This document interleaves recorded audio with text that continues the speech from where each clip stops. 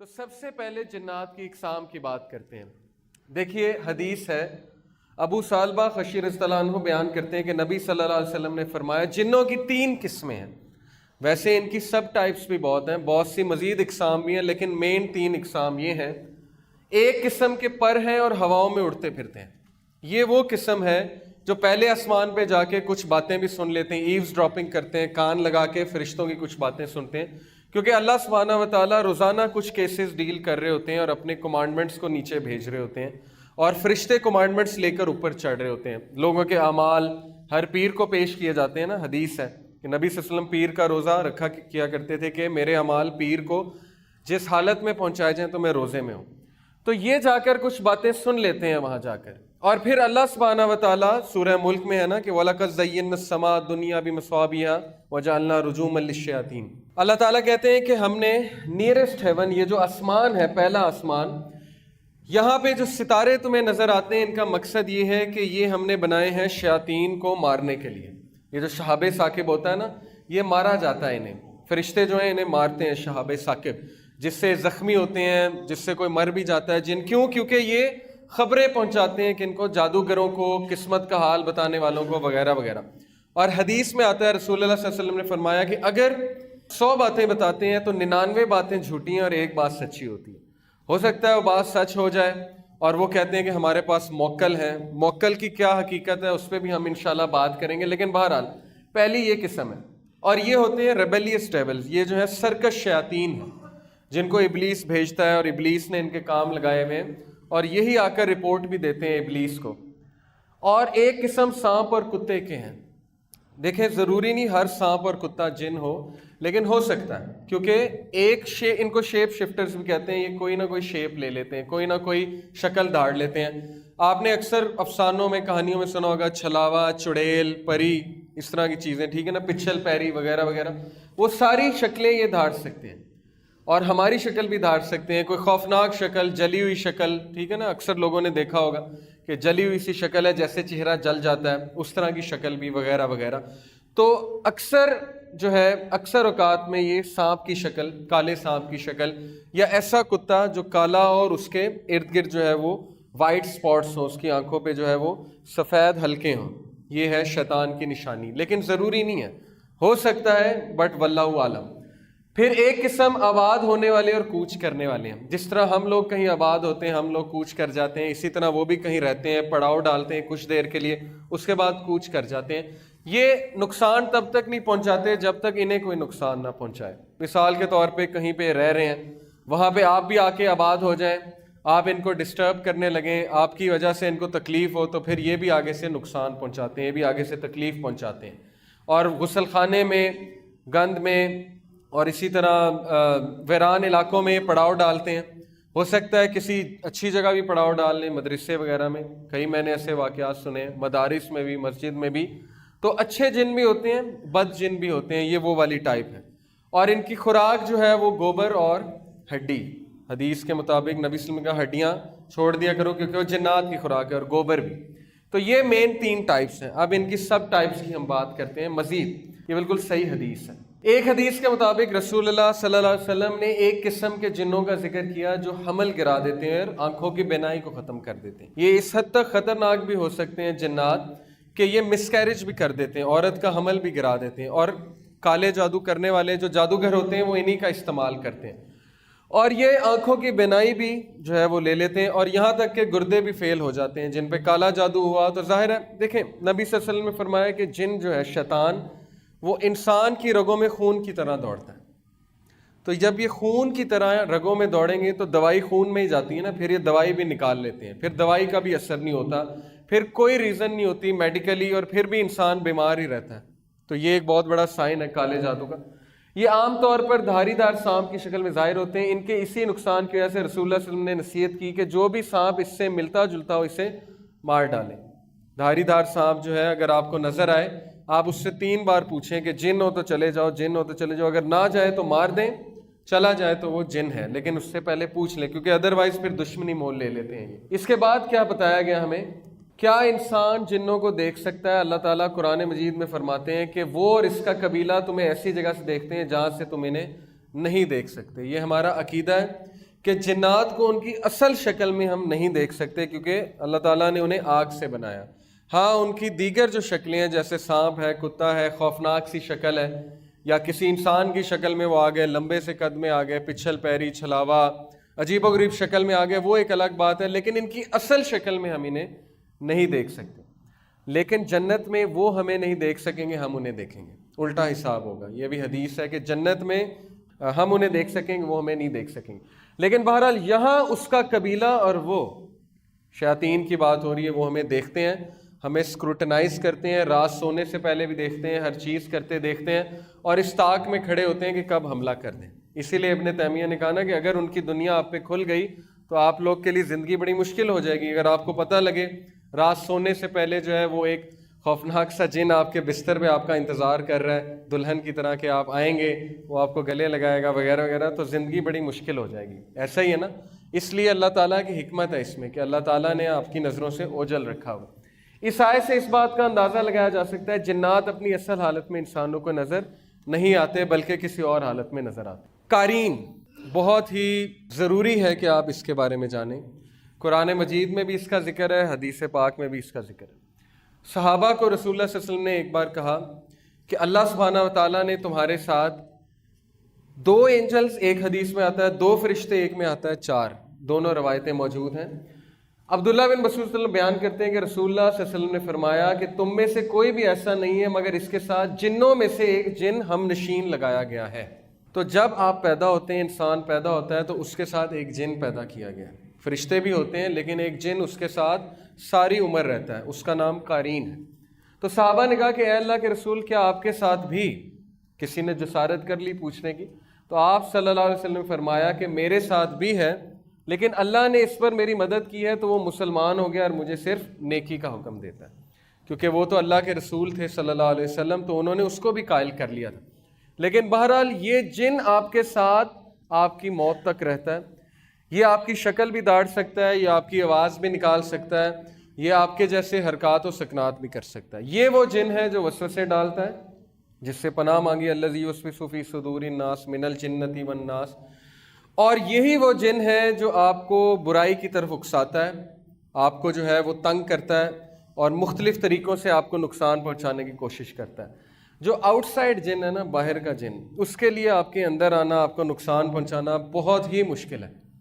اللہ تعالیٰ نے آپ کو نیچرل پروٹیکشن دی ہوئی ہے, اللہ تعالیٰ نے آپ کو فرشتوں کی پروٹیکشن دی ہوئی ہے حفاظت کے لیے. فرشتے ہر وقت آپ کی حفاظت کر رہے ہوتے ہیں. تو جو باہر کا جن ہے اس کے لیے اندر آنا آلموسٹ امپاسبل ہوتا ہے. ابن تیمیہ اس کے بارے میں لکھتے ہیں, انہوں نے جو کتاب لکھی تھی جنات کے بارے میں, اس میں وہ کہتے ہیں کہ 2 حالت میں باہر کا جن اندر آنا اس کے لیے بڑا آسان ہو جاتا ہے, کیونکہ اس کے لیے دروازے کھل جاتے ہیں 2 حالت میں. ایک جب انسان خوشی میں آپے سے باہر ہو جائے, پاگل ہو جائے, دیوانہ ہو جائے اور پاگلوں کی طرح حرکتیں کرنے لگے, جیسے گورے کرتے ہیں نا, شراب پی کے آپے سے باہر ہو جاتے ہیں, پاگل ہو جاتے ہیں جشن میں, تب اس کے لیے دروازہ کھل جاتا ہے. دوسرا جب انسان شدید غم کی حالت میں ہوتا ہے, بہت زیادہ غم کی حالت میں, اور بہت زیادہ روتا ہے, غم کرتا ہے, ڈپریشن کی حالت میں جاتا ہے, تب بھی اس کے لیے دروازہ کھل جاتا ہے اور تب بھی باہر کا جن جو ہے وہ اندر داخل ہو سکتا ہے.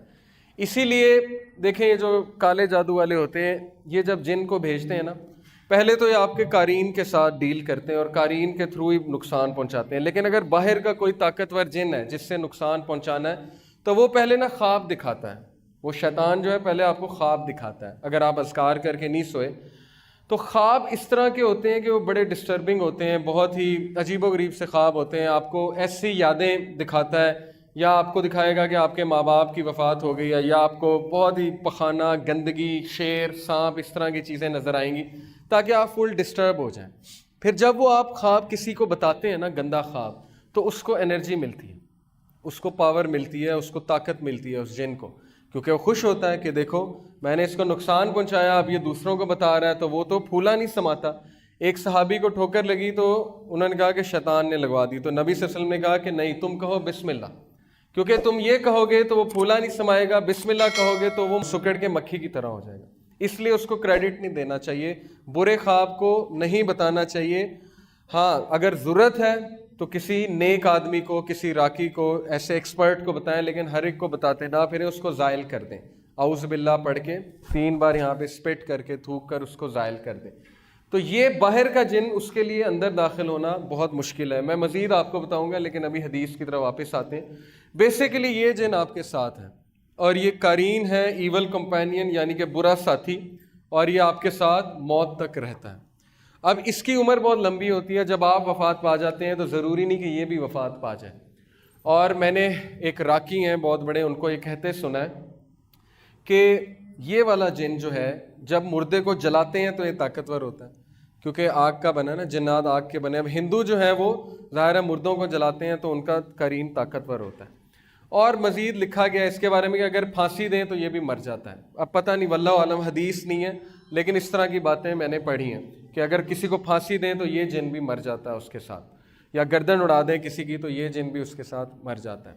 خیر, یہ جن آپ کی شکل بھی داڑ سکتا ہے, آپ کی آواز بھی نکال سکتا ہے, اس لیے بہت خطرناک ہے. قال قرینہ ربنا ما اطغیتہ ولکن کان فی ضلال بعید. قرآن کی آیا ہے سورہ کاف آیت نمبر 27. قال قرینہ, اس کا ہم نشین کہے گا قیامت والے دن کہ اے ہمارے رب, میں نے اسے گمراہ نہیں کیا تھا بلکہ خود ہی دور دراز کی گمراہی میں تھا. وہ معصوم بن جائے گا قیامت والے دن, وہ کہے گا کہ میں تو صرف آئیڈیا دیتا تھا, میں تو صرف اسے برائی کی طرف اکساتا تھا, اصل میں کرنے والا یہ خود تھا. اور اصل بات یہی ہے, اس کا بس نہیں ہے, اس کا بس صرف اتنا ہے کہ وہ آپ کو ایک وسوسہ پھینکے گا, آپ کو ایک آئیڈیا دے گا.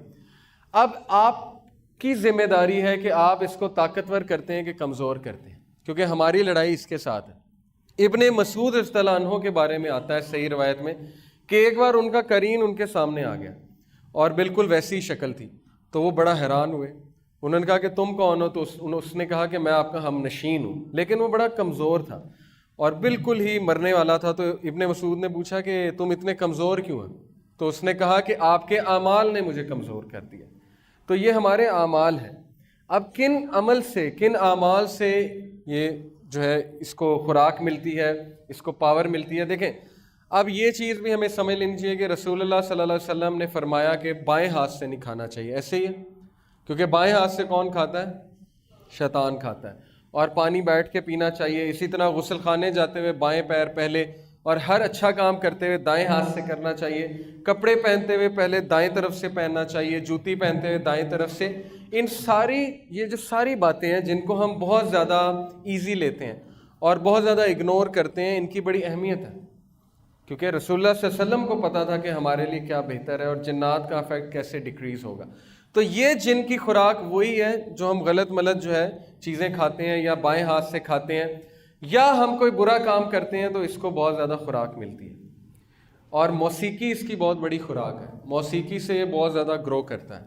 اور ظاہر ہے اس طرح کی چیزیں جو نہیں دیکھنی چاہیے, غلط قسم کی, ان چیزوں پہ نظر پڑے گی تو ظاہر ہے وہ ساری اس کی خوراک ہے. گندگی اس کی خوراک ہے. تو جتنا ہم خوراک دیتے جائیں گے اتنا ہی ہم پہ حاوی ہوگا, اور جب ہی ہم پہ حاوی ہوگا تو پھر برائی کی طرف بھی اکسائے گا اور بہت زیادہ تنگ کرے گا. لیکن جتنے ہم اذکار کریں گے, وضو میں رہیں گے, اتنا اس کی خوراک جو ہے وہ کم ہوتی جائے گی اور یہ کمزور ہوتا جائے گا. یہ تو ہو گیا ثابت قرین کی موجودگی کہ وہ ہمارے ساتھ ہے. عفریت, عفریت کا ذکر بھی جو ہے وہ کہاں پہ آیا؟ سورہ نمل میں. وہ جو واقعہ ہے حضرت سلیمان علیہ السلام کا. عفریت اصل میں ایک بہت ہی طاقتور جن کا قبیلہ ہے, اور یہاں کے تمام جن عفریت کہلاتے ہیں, اور ان کی عمر بہت لمبی ہوتی ہے اور یہ بہت ہی طاقتور ہوتے ہیں. دیکھیں کیا آتا ہے سورہ نمل میں, قال عفریت من الجن انا اتیک به قبل ان تقوم من مقامک. کیا کہا تھا عفریت نے حضرت سلیمان علیہ السلام کو کہ میں لے آؤں گا ملکہ سبا کا تخت جب تک یہ محفل برخاست نہیں ہو جاتی. تو پھر ایک انسان نے کہا تھا کہ میں کب لاؤں گا؟ شاباش بتائیں. آنکھ جھپکنے سے پہلے, آپ کی پلک جھپکنے سے پہلے میں لے آؤں گا. تو اس کا مطلب انسان جن سے طاقتور ہے. لیکن بہرحال عفریت وہاں پہ موجود تھا, عفریت قبیلے کا جن, اور اس نے کہا کہ میں لے آؤں گا. اب یہ جو عفریت ہے اس کے بارے میں بھی بہت سی باتیں مشہور ہیں. یوٹیوب پہ ایک ویڈیو ہے, شیخ رقیہ کر رہے ہوتے ہیں. ایک بڑے مشہور شیخ ہیں ابو رقیہ, ان کا یہ کنیت ہے ابو رقیہ. ان کی آپ ویڈیوز دیکھیں تو وہ ایک عورت میں نا جن نکالتے ہیں, جن حاضر ہو جاتا ہے, ظاہر ہے کچھ صورتیں پڑھتے ہیں, جن جو ہے حاضری دے دیتا ہے. تو وہ اس سے پوچھتے ہیں تو کون ہے؟ وہ کہتا ہے کہ میں عفریت قبیلے سے ہوں. تو انہوں نے کہا کہ تم کہاں تھے؟ اس نے کہا کہ میں انڈیا میں ایک دربار پہ تھا. تو وہ بڑا حیران ہوتے ہیں, کہتے ہیں تو دربار پہ کیا کر رہا تھا؟ اس نے کہا کہ اصل میں ہمارا جو خدا ہے نا, اور پھر وہ اپنے خدا کی نا بہت زیادہ تعریفیں کرنے لگتا ہے، جیسے ہم اللہ تعالیٰ کی بہت تعریف اور ہم بیان کرتے ہیں، وہ اس طرح نا اس کی تعریفیں بیان کرنے لگتا ہے۔ تو وہ اصل میں ابلیس کی بات کر رہا تھا کہ ہمارا خدا جو ہے وہ ابلیس کی بات کر رہا تھا۔ تو اس نے کہا کہ اصل میں ہمارا جو خدا ہے نا وہ ہماری ڈیوٹیاں اسائن کرتا ہے، ہماری ڈیوٹیز لگاتا ہے کہ فلانے مندر پہ تم چلے جاؤ، فلانے مندر پہ تم چلے جاؤ۔ تو وہ کہتے ہیں کہ تم ڈیوٹیاں کیوں لگاتا ہے وہ تمہاری، تم وہاں پہ کیا کرتے ہو؟ تو اس نے کہا کہ ہم لوگوں کو بیوقوف بناتے ہیں، لوگ آتے ہیں پھل لے کر آتے ہیں، دودھ لے کر آتے ہیں، پھل ہم ہی کھاتے ہیں، دودھ بھی ہم پیتے ہیں، وہ سمجھتے ہیں کہ بت کر رہا ہے اور وہ اس کو معجزہ سمجھتے ہیں، اور پھر جو ہے وہ دعائیں مانگتے ہیں، وہ شرک کرتے ہیں وغیرہ وغیرہ۔ تو یہ ساری سائنس ہے اور قرآن میں یہ چیز موجود ہے۔ اللہ تعالیٰ کہتے ہیں کہ کیا میں نے تمہیں نہیں کہا تھا کہ ابلیس اور اس کی اولاد کی پوجا مت کرنا، اس کی عبادت مت کرنا۔ یہ سورہ یاسین کی آیت ہے۔ تو واقعی ہی لوگوں سے اپنی عبادت کرواتے ہیں، جیسے کہ اس ویڈیو میں اس نے بتایا کہ ہم مندر پہ ہوتے ہیں اور وہاں پہ ہماری ڈیوٹیاں لگی ہوتی ہیں کہ لوگوں کو بیوقوف بناؤ، اور ان کو اتنا بھی اختیار ہوتا ہے کہ کبھی کبھی یہ لوگوں کا کچھ کام کر بھی دیتے ہیں۔